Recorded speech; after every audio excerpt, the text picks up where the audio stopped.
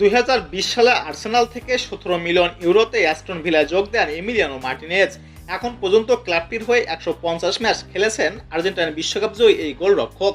এবার বিশ্বকাপ জয়ী গোলকিপারের সঙ্গে দীর্ঘমেয়াদী চুক্তির মেয়াদ বাড়িয়েছেন অ্যাস্টন ভিলা। নতুন চুক্তি অনুযায়ী ইংলিশ ক্লাবটিতে 2029 সাল পর্যন্ত থাকবেন তিনি। প্রিমিয়ার লিগের গত মৌসুমে 34 ম্যাচে 9টিতে কোনো গোল পোস্ট অক্ষত রাখেন তিনি। চতুর্থ হয়ে মৌসুম শেষ করে অ্যাস্টন ভিলা প্রথমবারের মতো সুযোগ পায় চ্যাম্পিয়ন্স লিগের খেলার। চুক্তি নবায়ন ও মার্টিনেজের কণ্ঠে ফুটে উঠল চ্যাম্পিয়ন্স লিগের খেলার তৃপ্তি।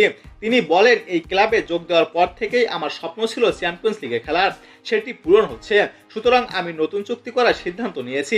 মার্টিনেজ আরও বলেন, ক্লাব বড় হচ্ছে, স্টেডিয়ামের উন্নতি হচ্ছে, প্রতি বছরই আমার সামনে এগিয়ে যাচ্ছি।